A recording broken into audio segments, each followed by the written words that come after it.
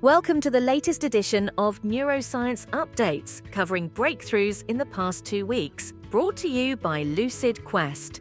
Roche has announced promising results from the Phase III Fenebrutinib study, showing that Fenebrutinib significantly reduced disability progression by 12% in patients with primary progressive multiple sclerosis, or PPMS. This data positions Fenebrutinib as a potential first-in-class oral BTK inhibitor for both PPMS and relapsing MS. Additionally, the study revealed favorable outcomes for upper limb function, further supporting Fenebrutinib's potential to change the treatment landscape for these patients. In Canada, Teva's PrAJOVY, fremanezumab, has received approval from Health Canada for the prevention of episodic migraine in pediatric patients aged 6 to 17. This makes PrAJOVY the first CGRP antagonist approved for pediatric use, expanding treatment options for children and teens who suffer from frequent migraines. With its new indication, PrAJOVY offers a significant advance in addressing the needs of young patients with this debilitating condition. Kite, a Gilead company, has received an FDA label update for Yescarta, allowing it to be used for relapsed or refractory primary central nervous system lymphoma without prior limitations. This updated label highlights Yescarta's safety and efficacy for treating this aggressive form of lymphoma, making it a more accessible treatment option for patients who previously had limited choices for their condition.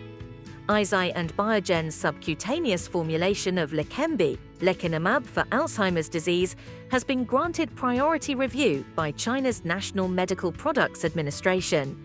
If approved, this formulation will provide a convenient, home-administered, weekly dosing alternative to traditional intravenous treatments, helping alleviate the burden on healthcare resources and offering a more accessible treatment option for patients with Alzheimer's disease. The European Commission has approved Amgen's UPLIZNA, inebilizumab, as an add-on therapy for generalized myasthenia gravis. UPLIZNA offers a twice-yearly dosing schedule, potentially reducing the need for long-term steroid use in patients with generalized myasthenia gravis. This approval marks a significant milestone in improving long-term treatment options for generalized myasthenia gravis patients and reducing steroid dependency. Lundbeck has announced positive Phase IIb results for bocunebart, an anti-PACAP antibody developed for migraine prevention. In the PROCEED trial, bocunebart met its primary endpoint, showing effectiveness in patients who had previously failed other treatments. These results offer new hope for patients with severe, treatment-resistant migraine, providing them with a potential new therapy option.